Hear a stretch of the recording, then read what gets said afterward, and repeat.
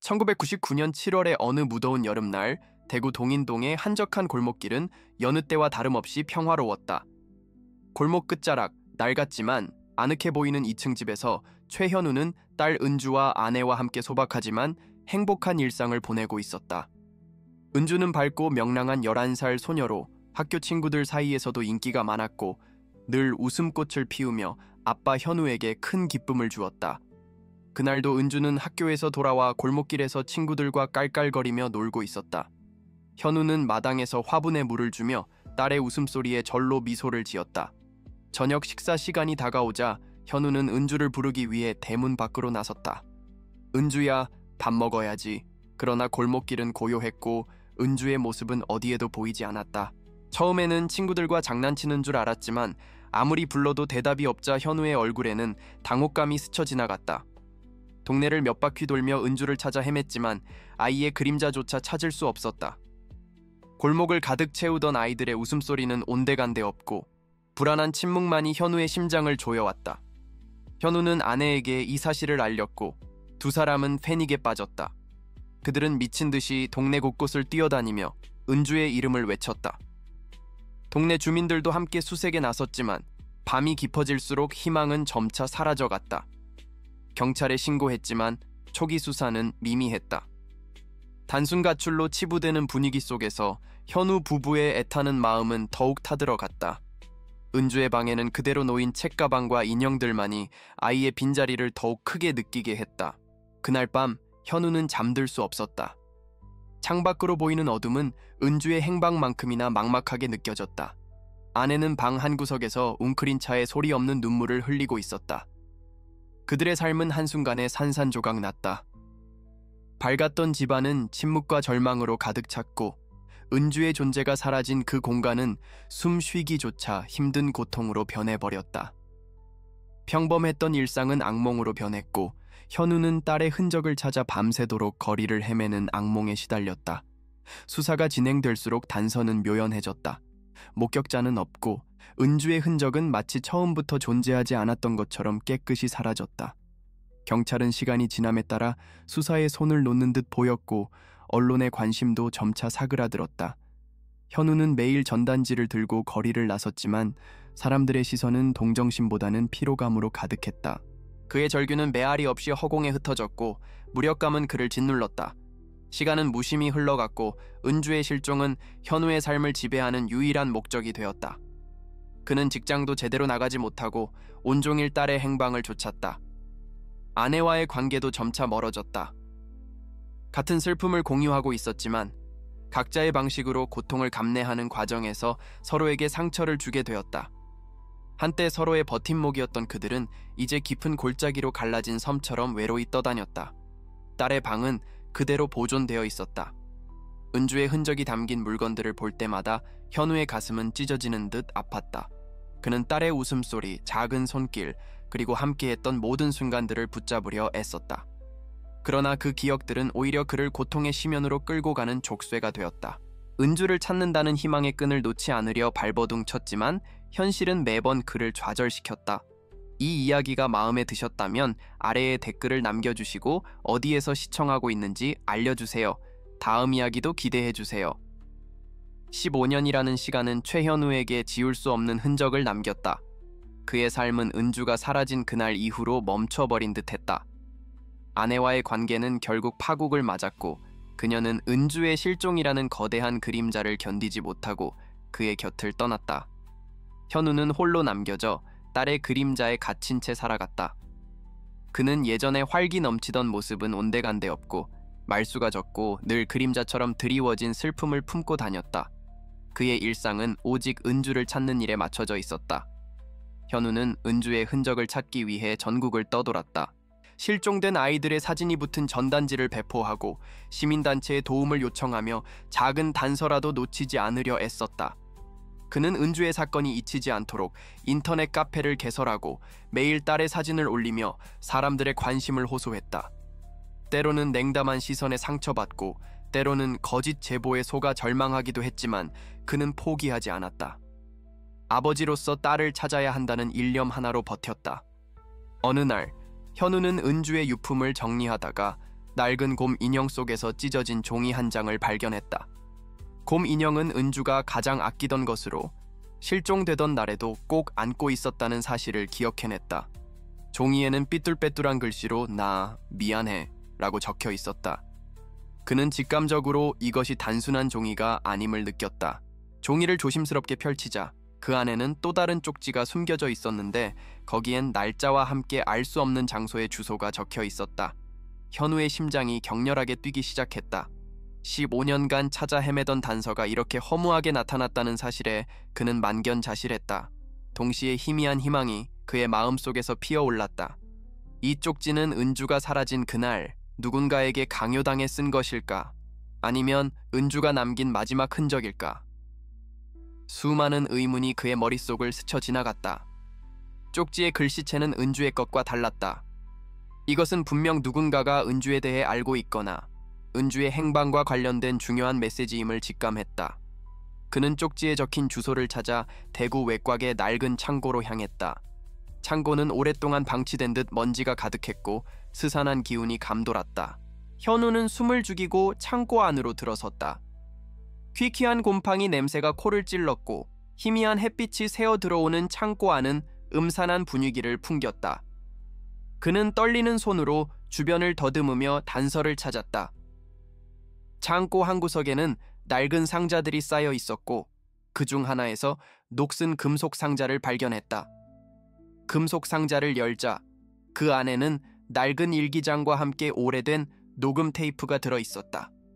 일기장의 첫 장에는 최은주에게 보내는 고백이라고 쓰여 있었다. 현우의 손이 떨리기 시작했다. 이것은 은주와 관련된 분명한 증거였다. 그는 일기장을 펼쳤지만 내용 대부분은 암호처럼 알 수 없는 단어들과 그림들로 채워져 있었다. 유일하게 해독할 수 있었던 것은 특정 날짜와 함께 적힌 "그날의 진실이라는 문구였다. 현우는 테이프 플레이어를 구해 녹음 테이프를 재생했다. 지지직거리는 잡음 속에서 희미하게 들려오는 목소리는 젊은 여성의 것이었다. 그녀는 떨리는 목소리로 1999년 은주가 사라진 날의 진실을 고백하고 있었다. 테이프 속 여성은 자신이 그날 은주를 보았고 특정 인물이 은주를 데려가는 것을 목격했다고 말했다. 현우는 숨을 쉴 수 없었다. 15년간 기다려온 진실이 바로 눈앞에 펼쳐지는 순간이었다. 녹음은 단편적이고 불완전했지만 그녀의 목소리에서 느껴지는 깊은 죄책감과 두려움은 현우의 의심을 확신으로 바꾸었다. 테이프는 은주가 마지막으로 목격된 장소와 인물의 특징을 언급했지만 명확한 이름이나 얼굴을 특정하지 않았다. 현우는 절망에 빠졌다. 진실에 한 발짝 다가섰지만 여전히 중요한 조각이 빠져 있었다. 그는 다시금 끝없는 미궁에 갇힌 기분이었다. 현우는 테이프 속 목소리의 주인공을 찾기 시작했다.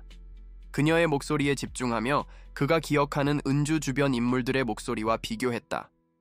하지만 15년 전의 기억은 희미했고 그의 머릿속은 혼란으로 가득했다.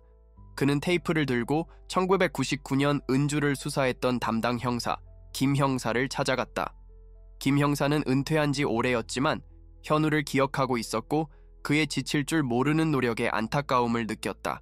김 형사는 테이프를 듣고 깊은 생각에 잠겼다. 그는 이 목소리가 낯익다고 말했지만 정확히 누구인지 떠올리지 못했다. 다만 그날 은주가 사라진 골목 근처에 살았던 한 가족을 언급했다. 그 가족의 딸이 은주와 나이가 비슷했고 사건 이후 갑자기 이사를 갔다는 사실을 기억해냈다. 김 형사는 현우에게 당시 수사 자료를 찾아보겠다고 약속하며 희미한 희망의 불씨를 지펴주었다. 김 형사가 가져온 당시 수사 자료 속에서 현우는 한 장의 사진을 발견했다. 그 사진 속에는 어린 은주와 함께 웃고 있는 또래의 소녀가 있었다. 사진 뒤에는 박지은이라는 이름이 적혀 있었다. 현우는 직감적으로 그녀가 녹음 테이프 속 목소리의 주인공일 것이라고 생각했다. 그녀는 은주와 같은 초등학교에 다녔고 당시 은주의 가장 친한 친구 중 한 명이었다. 지은은 사건 이후 갑작스럽게 전학을 갔고 연락이 끊겼다. 현우는 박지은의 현재 주소를 수소문했고 수일 만에 그녀의 흔적을 찾아냈다. 지은은 현재 서울에서 평범한 회사원으로 살고 있었다. 현우는 그녀를 찾아갔다. 지은은 현우를 보자마자 얼굴이 하얗게 질리며 당황한 기색을 감추지 못했다. 현우는 그녀에게 녹음 테이프를 들려주었고 지은은 테이프 속 자신의 목소리를 듣자마자 주저앉아 흐느꼈다. 15년간 묻어두었던 죄책감과 공포가 그녀를 집어삼켰다. 지은은 자신이 그날 은주를 보았다고 고백했다. 하지만 그녀는 충격적인 진실을 털어놓았다.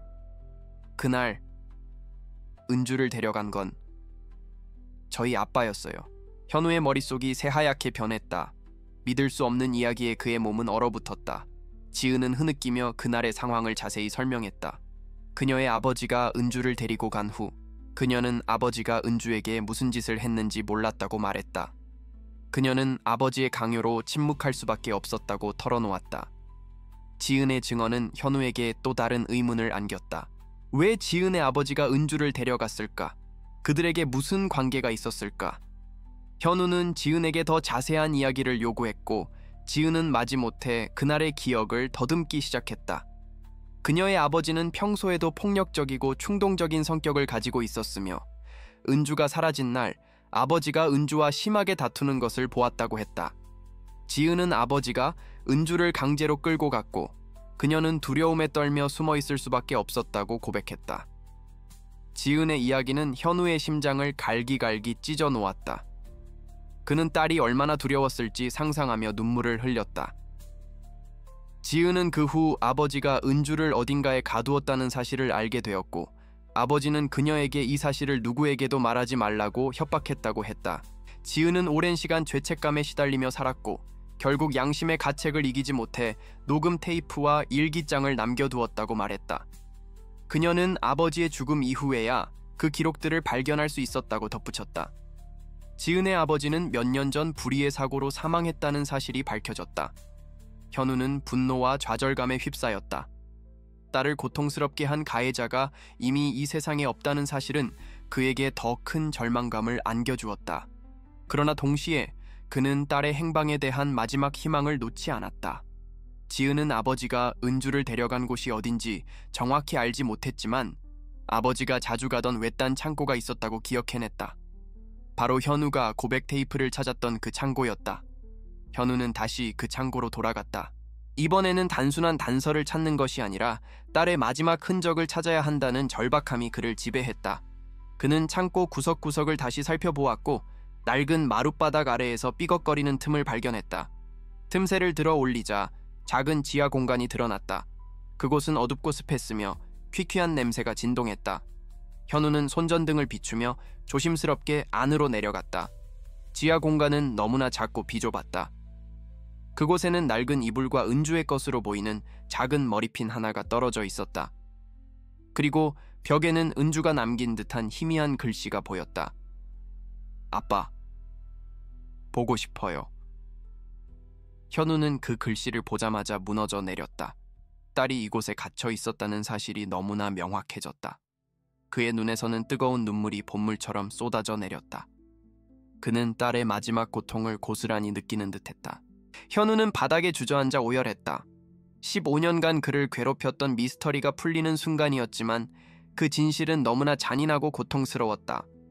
그는 은주가 이곳에서 얼마나 두려워했고 아빠를 얼마나 기다렸을지 상상하며 가슴을 쥐어뜯었다. 그는 딸을 지키지 못했다는 자책감에 시달렸다. 그의 세상은 다시 한번 산산조각났다. 그가 찾아 헤매던 진실은 결국 딸의 비극적인 죽음이었다. 지은은 현우에게 더 많은 것을 고백했다. 그녀의 아버지는 은주를 납치한 후 그녀에게 은주와 놀아주라고 강요했다고 한다. 지은은 은주와 함께 몇 시간을 보냈고 은주는 아버지가 무섭지만 자신을 해치지는 않을 것이라고 믿는 눈치였다고 말했다. 은주는 지은에게 아빠에게 비밀로 해달라고 부탁하며 언젠가는 아빠가 자신을 찾아올 것이라고 믿는 순진한 모습을 보였다고 털어놓았다. 하지만 지은은 아버지가 은주를 풀어주지 않았고 시간이 지날수록 은주의 상태는 나빠졌다고 말했다.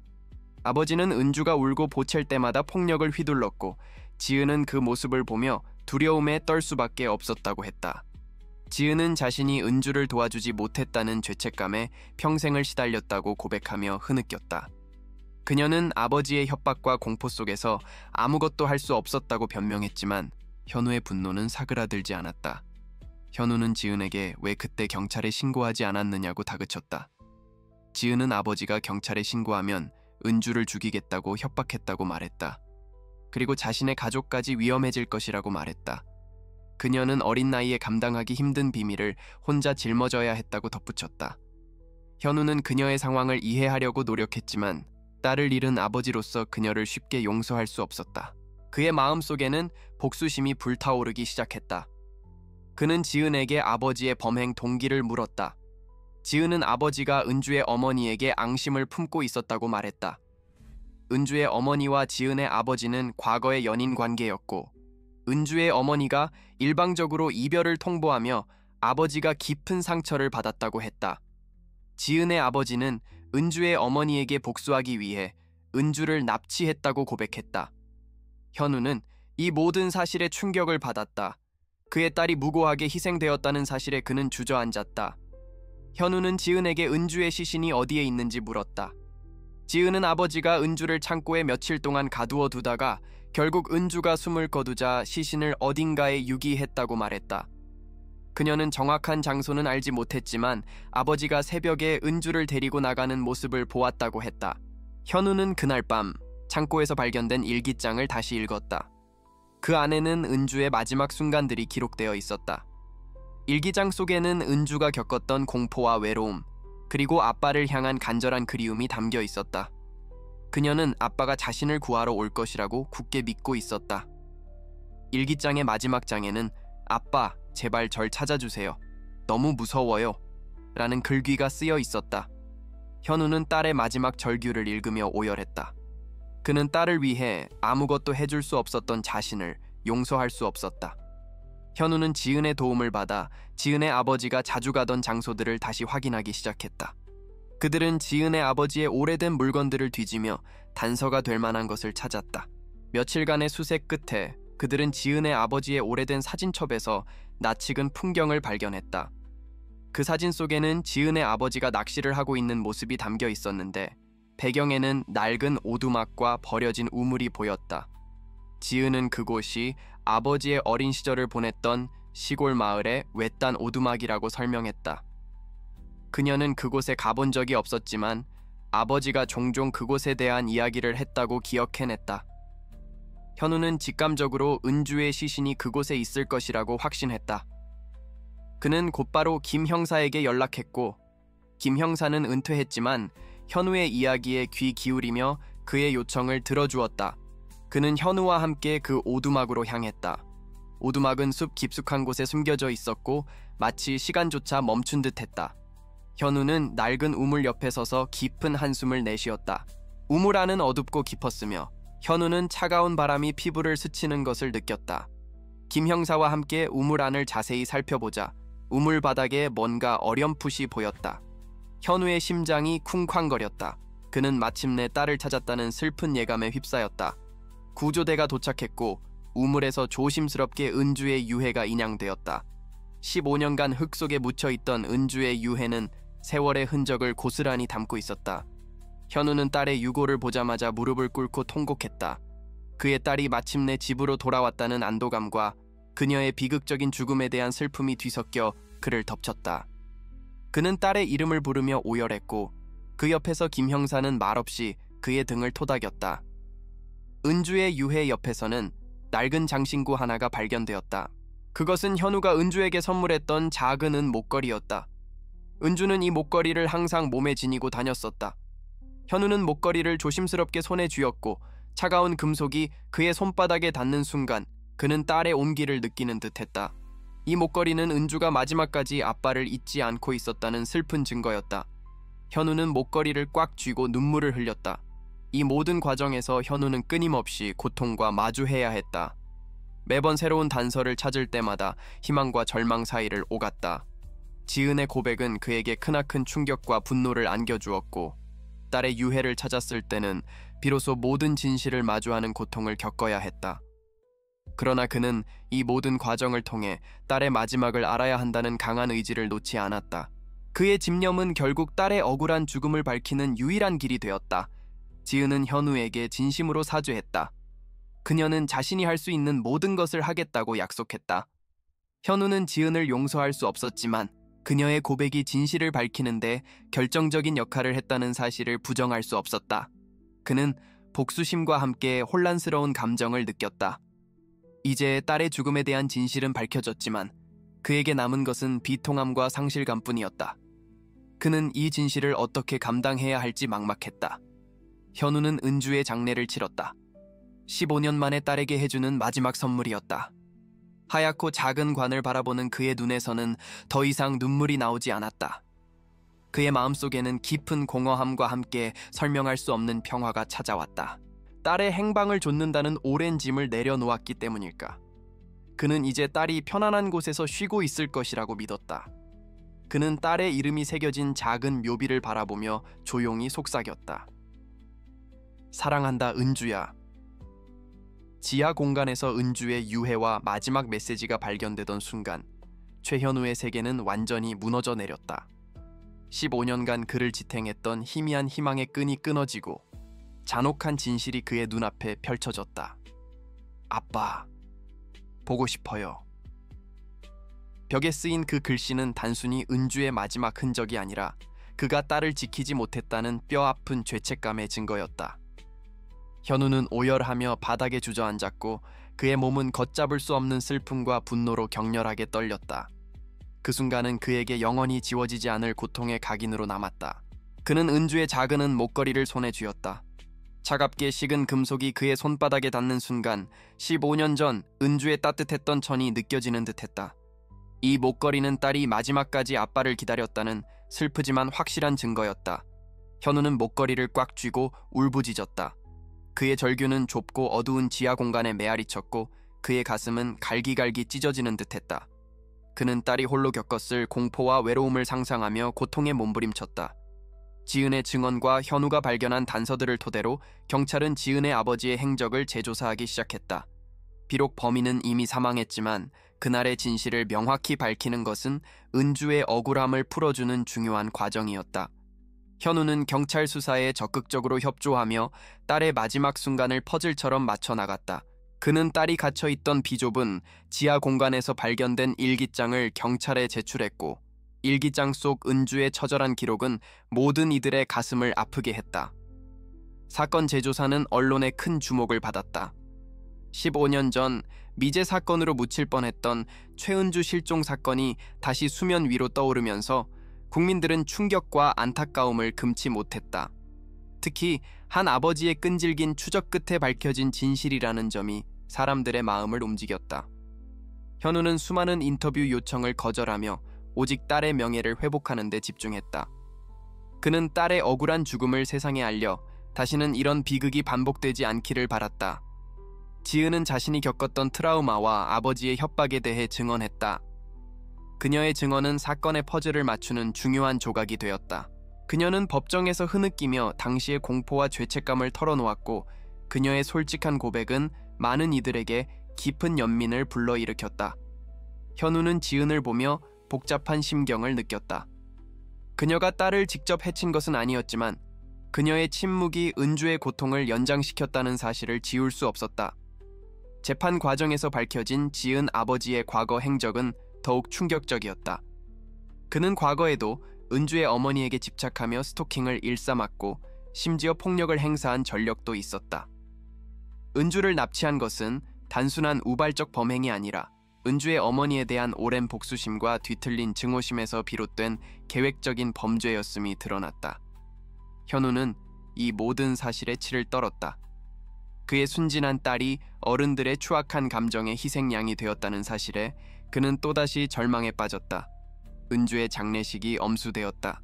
15년 만에 비로소 집으로 돌아온 딸에게 현우가 해줄 수 있는 마지막 선물이었다. 하얗고 작은 관을 바라보는 그의 눈에서는 더 이상 눈물이 나오지 않았다. 그의 마음속에는 깊은 공허함과 함께 설명할 수 없는 평화가 찾아왔다. 딸의 행방을 좇는다는 오랜 짐을 내려놓았기 때문일까? 그는 이제 딸이 편안한 곳에서 쉬고 있을 것이라고 믿었다. 그는 딸의 이름이 새겨진 작은 묘비를 바라보며 조용히 속삭였다. 사랑한다, 은주야. 이제 편히 쉬렴. 클라이맥스는 현우가 진실과 마주하는 순간, 즉 은주의 유해와 마지막 흔적을 발견하고 모든 의문이 풀리는 바로 그 지점이다. 이 순간은 그에게 가장 큰 고통과 동시에 오랫동안 찾아 헤매던 해답을 안겨준다. 그의 슬픔은 정점에 달했지만 동시에 비로소 딸을 편히 보내줄 수 있게 되는 복잡한 감정이 교차한다. 은주의 장례식을 마친 현우는 무거운 발걸음으로 집으로 돌아왔다. 15년 만에 딸의 존재를 되찾았지만 그의 집은 여전히 공허했다. 벽에 걸린 은주의 사진을 바라보며 현우는 깊은 생각에 잠겼다. 복수심과 분노가 그의 마음속을 헤집었지만 동시에 오랜 고통에서 벗어났다는 알 수 없는 평화로움도 함께 느껴졌다. 딸의 억울한 죽음이 세상에 밝혀진 지금 그에게 남은 것은 무엇일까? 그는 이제야 비로소 진정한 의미의 애도를 시작할 수 있게 되었다. 현우는 은주의 유해와 함께 발견된 낡은 일기장을 다시 펼쳤다. 딸의 삐뚤빼뚤한 글씨와 그림 속에서 그는 은주의 마지막 삶을 더듬었다. 그 일기장은 은주가 얼마나 용감했고 얼마나 아빠를 사랑했는지 보여주는 증거였다. 현우는 딸의 일기장을 읽으며 눈물을 흘렸다. 하지만 이제는 슬픔만을 담은 눈물이 아니었다. 그것은 딸을 향한 깊은 사랑과 딸의 희생을 헛되이 하지 않겠다는 다짐의 눈물이었다. 지은은 현우에게 진심으로 사죄하기 위해 찾아왔다. 그녀는 아버지의 죄를 대신 속죄하겠다며 눈물을 흘렸다. 현우는 처음에는 그녀를 외면했지만 그녀의 진심 어린 고백과 참회하는 모습을 보며 복잡한 감정에 휩싸였다. 그는 지은에게 네가 침묵하지 않았더라면 은주가 살았을지도 모른다고 차갑게 말했지만 동시에 그녀 역시 어린 나이에 트라우마를 겪은 피해자라는 사실을 인정할 수밖에 없었다. 현우는 지은에게 용서라는 단어를 꺼내지는 않았지만 더 이상 그녀를 원망하지도 않았다. 시간이 흐르면서 현우는 은주의 죽음이 남긴 상처를 치유하기 위해 노력했다. 그는 은주의 이름으로 아동 실종 방지 재단을 설립하여 자신과 같은 고통을 겪는 부모들을 돕기 시작했다. 재단은 실종 아동 찾기 캠페인을 벌이고 장기 실종 사건에 대한 재수사를 촉구하며 실종 아동 가족들에게 심리적 지원을 제공했다. 현우는 딸의 죽음이 헛되지 않도록 다른 아이들이 은주와 같은 비극을 겪지 않도록 최선을 다했다. 현우는 이제 슬픔에 잠겨 있기보다는 딸의 삶을 기억하고 그 의미를 되새기는 데 집중했다. 그는 재단 활동을 통해 만나는 사람들에게 은주의 이야기를 들려주며 딸의 존재를 세상에 알렸다. 그의 눈에는 여전히 슬픔이 드리워져 있었지만 그 슬픔 속에는 강인함과 희망이 함께 자리 잡았다. 그는 은주의 죽음이 자신에게 새로운 삶의 목적을 주었음을 깨달았다. 은주는 그에게 영원히 살아있는 존재였다. 어느 날 현우는 은주의 묘지를 찾았다. 묘비 앞에는 현우가 직접 심은 작은 나무가 자라고 있었다. 나무는 은주의 나이만큼 자랐고 현우는 나무를 쓰다듬으며 조용히 미소 지었다. 그는 딸에게 속삭였다. 은주야, 아빠는 이제 괜찮아. 네 덕분에 아빠는 더 많은 사람들을 도울 수 있게 되었어. 네 희생이 헛되지 않았다는 걸 꼭 기억해줘. 그의 눈에서는 따뜻한 눈물이 흘러내렸지만 그 눈물은 더 이상 고통의 눈물이 아니었다. 그것은 치유와 희망의 눈물이었다.